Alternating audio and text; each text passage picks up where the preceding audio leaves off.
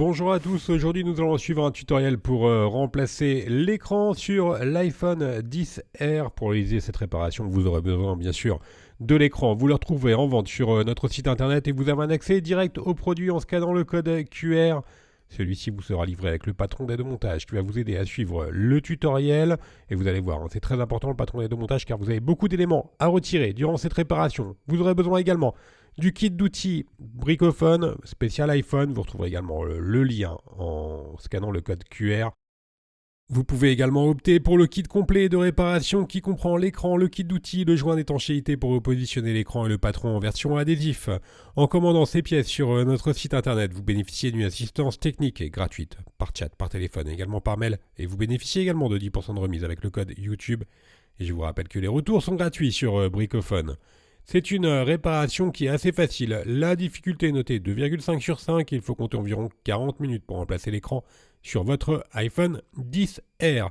Bien sûr, comme avant chaque réparation, pensez bien à éteindre le téléphone. On va commencer tout de suite par l'ouverture du XR. Pour cela, nous allons devoir retirer les deux vis Pentalobe qui sont à droite et à gauche du connecteur de charge. Elles sont notées A1 et A2 sur le patron d'aide au montage. Alors, le tournevis Pentalobe qu'on utilisera uniquement pour ces deux vis-là, que pour ces deux vis-là. Pensez bien surtout à bien repositionner chaque vis et chaque élément que vous allez retirer sur le patron d'aide au montage qui est offert avec votre commande. Ensuite, on va devoir chauffer légèrement le contour de l'écran pour faciliter le décollage de celui-ci. Pour cela, nous allons utiliser un décapeur thermique ou un sèche-cheveux. Ensuite, on vient positionner la ventouse sur l'écran. On insère le médiator en métal percé et on va faire glisser le médiator en plastique sur tout le contour de l'écran. Il faudra attention juste sur la partie droite, vous avez les nappes de l'écran qui affleurent au niveau du châssis. Donc vous ne rentrez pas trop profondément le médiator en plastique à l'endroit que l'on avait indiqué avec une flèche.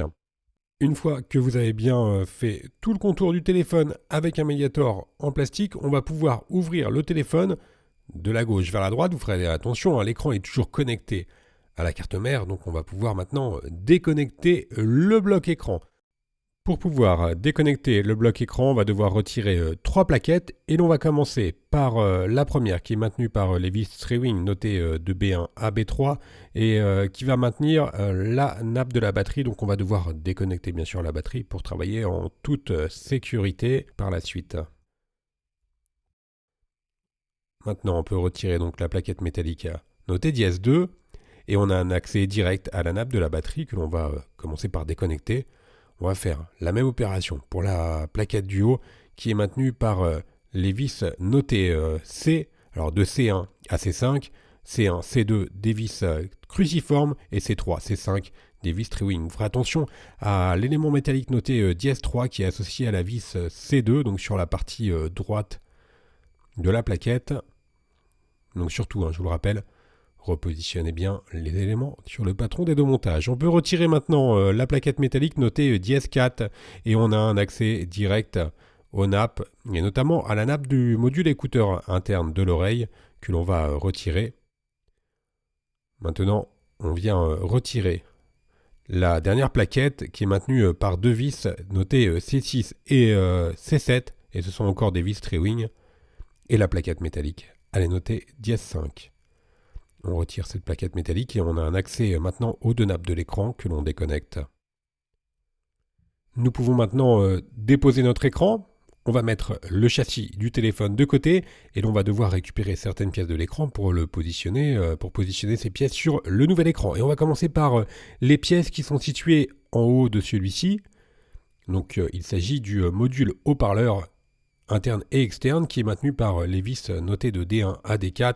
D1 est une vis Trewing, D2, D3 et D4 étant des vis cruciformes. Donc qui maintiennent le module haut-parleur et écouteur de l'oreille. Il y a deux modules haut-parleurs sur l'iPhone, le principal qui se situe en bas à gauche et celui-ci qui fait également office d'écouteur de l'oreille. On déplie maintenant la nappe vers le bas pour avoir un accès au micro et l'on va retirer l'élément métallique noté dièse 6 avant de décoller le micro et le capteur infrarouge. On le décolle donc en utilisant la pincette. Et on peut maintenant retirer complètement la nappe de l'écouteur interne de l'oreille, également du micro et du haut-parleur. Éventuellement, vous pouvez également retirer le support noté dièse 8 si le nouvel écran n'est pas muni du support. Si vous avez commandé un écran nu, donc non prémonté, vous allez devoir récupérer la plaquette métallique. Et la plaquette métallique, elle est maintenue par les vis qui sont notées P, ce sont des vis Trewing. Et on va donc retirer les vis notées de P1 à P9 pour retirer la plaquette métallique. Alors à noter, je vous le rappelle, il y a deux types d'écrans sur l'iPhone XR. Des écrans nus, donc sans cette plaquette métallique que vous devez récupérer pour repositionner sur votre nouvel écran, ou alors des écrans prémontés, donc complets, qui disposent déjà de cette plaquette métallique. Donc dans ce cas-là, bien sûr, vous n'aurez pas à réaliser cette étape. On a donc retiré les 9 vis qui maintiennent la plaquette métallique, et maintenant nous allons pouvoir chauffer légèrement les nappes pour décoller les nappes de la plaquette métallique. Alors c'est facultatif, le fait de chauffer les nappes, ça permet tout simplement de les décoller un tout petit peu plus facilement. Et maintenant, on retire donc la plaquette métallique.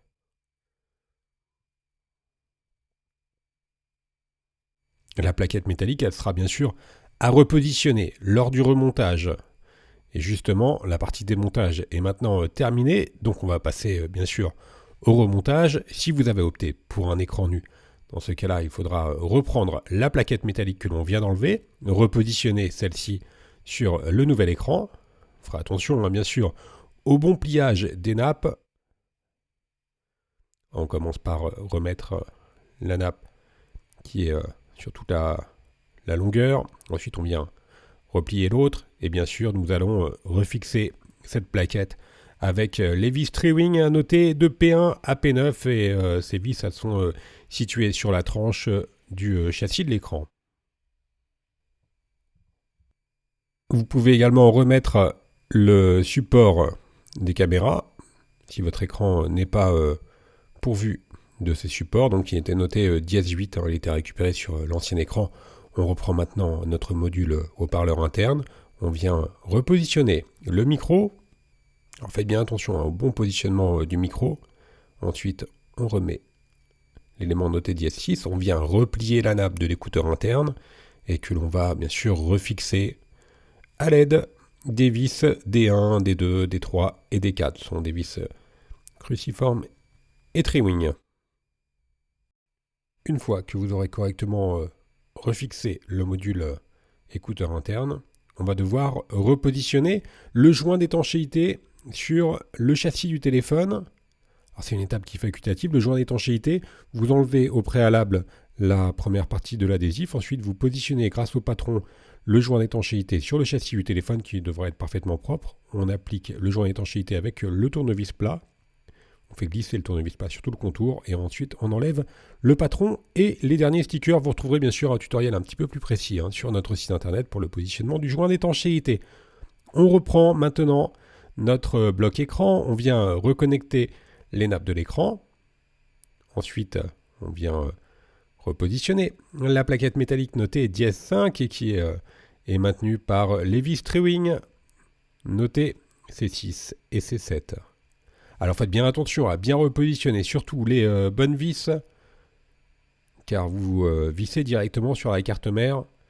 Ensuite, on reconnecte l'écouteur interne, on remet la plaquette métallique notée dièse 4, et là on vient refixer les vis notées de C1 à C5, sans oublier bien sûr l'élément métallique qui vient se positionner sur la vis qui est tout en haut à droite, et l'élément métallique il est noté dièse 3. On reclipse maintenant le connecteur de la batterie, et l'on vient remettre la dernière plaquette métallique, qui est notée dièse 2, et qui est maintenue par les vis notées B1, B2 et B3, et ce sont toutes des vis cruciformes.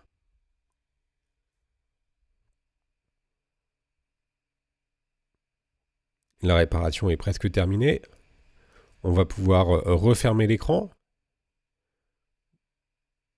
Une fois que l'écran est correctement repositionné sur le châssis, on vient appuyer sur tout le contour du châssis pour que le joint d'étanchéité adhère bien à l'écran. Et enfin, nous remettons les deux dernières vis notées A1 et A2 sur le patron d'aide au montage. Et ce sont des vis Trewing.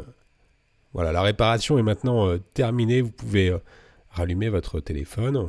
On va pouvoir faire un récapitulatif des produits utilisés pour mener à bien cette réparation. Commençons bien sûr par l'écran. Il vous sera livré avec le patron d'aide au montage. Vous retrouverez également le kit d'outils ou le kit complet de réparation. Je vous rappelle que l'on reste joignable par mail, par chat, également par téléphone et que vous bénéficiez de 10% de remise avec le code YouTube. Vous retrouverez bien sûr sur notre site tous les tutoriels de réparation ainsi que les pièces détachées pour l'iPhone XR et les outils. Merci à tous d'avoir suivi ce tutoriel et à bientôt pour de nouvelles réparations.